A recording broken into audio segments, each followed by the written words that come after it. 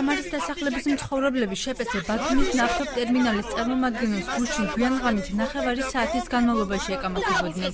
ადგილობრივმა უბანში აქცია გამართეს და თემურზოსიძე ტყუილში დაადანაშაულეს. დაახლოებით 10 ოჯახმა შეპეცე ბათუმის ნავთობტერმინალის მიერ ახალი სამუშაოების დაწყება გააპროტესტა.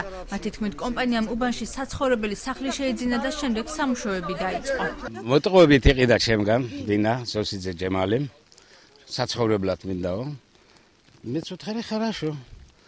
მე გავიგე რომ ეს შემდეგში მე გავყიდე ზაფხულში ნოემბრის თვეში დაიწყო ტრუბების შემოყვანა. ჯერ ტექნიკა შემოიყვანა რაღაცები. მე მითხრა რომ უნდა ვიცხოვრო. თამარის დასახლებაში ტერმინალის ადმინისტრაციას 300, 500 და 700 მილიმეტრიანი მილები გახავს. მოსახლეობის მტკიცებით უბანში მძაფრი და ტოქსიკური სუნია, რომელიც მათ ჯანმრთელობას ზიანს აყენებს. მათი თქმით, იანვრის თვეში დაწყებულმა სამუშაოებმა უკვე დააზიანა გზა. რამდენიმე ოჯახს კი საკარმიდამო ნაკვეთიდან არგავები გაუნადგურა. საფრთხის წინაშე ვართ, რომ გადის ეს მილები, საკმაოდ მსხვილი მილე, რაც მოსახლეობაში არ უნდა გადიოდეს და ამას უარყოფს თვითონ ტერმინალის უფროსობა. ნავთობტერმინალის წარმომადგენლის თემურზოსიძის განცხადებით მშენებლობა კანონიერია. მოსახლეობის ადვოკატი ამბობს, რომ საქართველოს პრეზიდენტის ბრძანებულების თანახმად მილსადენის საცხოვრებელი სახლებიდან 25 მეტრის მოშორებით უნდა იყოს. არსებობს საქართველოს პრეზიდენტის 973 ბრძანებულება 2011 წლის, რომელიც პირდაპირ გზაალავს, რომ ნავთობმილსადენიდან 25 მეტრში ორივე მხრიდან აკრძალულია საცხოვრებელი სახლების, სამრეწველოს შენობა ნაგებობების და აგარაკების მშენებლობა.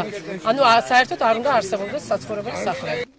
აბრა იყო იქ რამდენჯერ აბრა იყო იმდენჯერ ჩამოხიეს მილსადენი ნავთობსადენი გითხარით ვისი დაკვეთით აშენი ნავთობტერმინალის ბათუმის მერიაში აცხადებენ, რომ მშენებლობის ნებართვა კანონმდებლობის სრული დაცვით გაიცა. ბათუმის მერიის მიერ მშენებლობის ნებართვა გაცემულია მოქონილი კანონმდებლობის სრული დაცვით, თუმცა ჩვენ ამ საკითხს თავიდან არ ვიშორებთ.